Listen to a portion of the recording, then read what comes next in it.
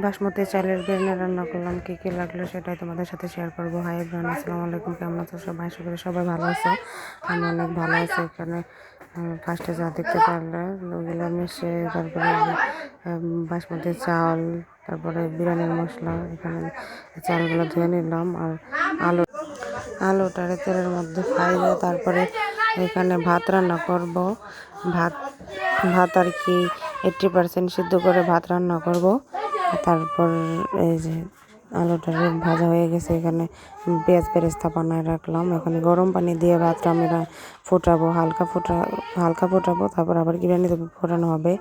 আর এখানে পেঁয়াজ, তেল দিয়ে পেঁয়াজ, গরম মশলা, পেঁয়াজ সব কিছু দিয়ে এলাচ মালাচ দিয়ে সব কিছু তারপরে নাড়াচাড়া করব। নাড়াচাড়া করার পরে এই যে গরম পানি, একটা হলে ভাতের গরম পানি, ভাতের ভিতরে একটু লবণ দিয়ে তারপরে নাড়াচাড়া করে 10 মিনিটের মতো রেখে দিব হালকা ভাতটা হওয়ানোর জন্য। এখানে পেঁয়াজ ভাজা হয়ে গেলে দুধ দিয়ে একটু নেড়ে আদা রসুন বাটা, হলুদ মরিচ ধনিয়া গুঁড়া দেব, দিয়ে তারপরে নাড়াচাড়া করে কতক্ষণ কষায় নিয়ে তারপরে দেব গরুর মাংসটাকে ভালো মতো বোনা করে তারপরে ওইটারে রেখে উঠাই দিয়ে এখানে হলুদ মরিচের ফাঁকি, তারপরে যে ধনিয়া গুঁড়া, সব কিছু যা যা লাগে দিয়ে তারপরে অনেকক্ষণ কষানো হয়ে গেলে এখানে আমি একটু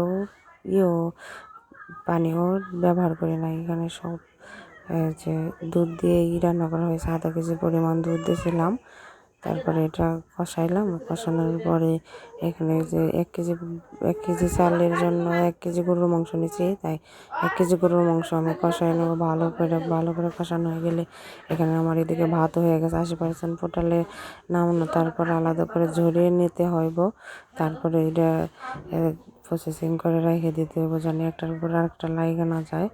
তারপরে যে এখানে মাংসটা আমার হয়ে গেছে, তারপর বিরিয়ানির মশলা দিয়ে দেবো, মাংসটা একটু হওয়ার আগ দিয়ে তারপরে এটা মাংস আর 10 মিনিট নাড়া দিয়ে তারপরে নামাই ফেলবো। এখানটা আমি আলুটা দিয়ে দিচ্ছি, আমার সিদ্ধ আলু বেশি ভালো লাগে না, এই কারণে বিরিয়ানিতে ডাইরেক্ট সিদ্ধ আলু দিলাম না, মানে ভাজা আলু যেটা বলে।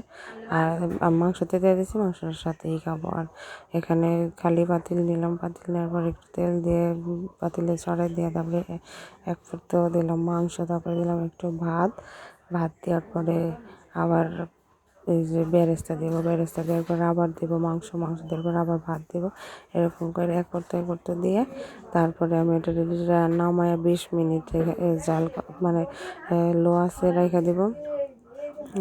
লো আঁচে না রাখলে বেশি করে জাল দিলে পুড়ে যাব। তারপরও নিচে হালকা হালকা লাগবো, কিন্তু সমস্যা নেই, ওটা ভালোই লাগে খাইতে। এমনি রেখে দিলে আর কি মজা লাগবো। আর 20% চাইলেও ফুটবো, মাংস 20% হইব। আর 80% তো চাইলও হয়েছে, ভাতও হয়েছে আর মাংসও হয়েছে। এইভাবে এটারে দমে ফেলে রাখলে তাই বিরিয়ানিটা পারফেক্টলি হইব। তাই এই যে আমি যেভাবে দিতেছি ঠিক এইভাবে দিবেন, আর একবার রান্না করে খায় দেখবেন, খুবই মজা লাগে খাইতে। আশা করি সবাই ট্রাই করবেন। আর আমার ভিডিওটা ভালো লাগলে লাইক কমেন্ট শেয়ার করে পাশে থাকবেন, আর চ্যানেলটাকে সাবস্ক্রাইব করবেন। আর আমার নতুন চ্যানেল, সবাই একটু আমার পাশে থাকবেন, ভালো থাকবেন। আর এইভাবে রান্না করে সবাই খাওয়া দাওয়া করবেন। আর দেখেন ডেকোরেশন করার পরে এটা কত সুন্দর লাগতেছে। এইভাবে সবাই একদিন একটু ট্রাই করে খাওয়া দেখবেন। আর এখানে কিশমিশ দিয়ে লাস্টের দিন রেখে দিলাম, তারপর 10 মিনিট পরে একটু ঢাকনাটা উঠে দেখলাম হয়েছে নাকি, দেখলাম হয় নাই, আর একটু রাখতে হবে। তারপর এরপর আর 10 মিনিট রেখে নামাবো। আর এখানে তারপর ডেকোরেশন করার পালা, দেখেন ডেকোরেশনের পর কত সুন্দর লাগতেছে।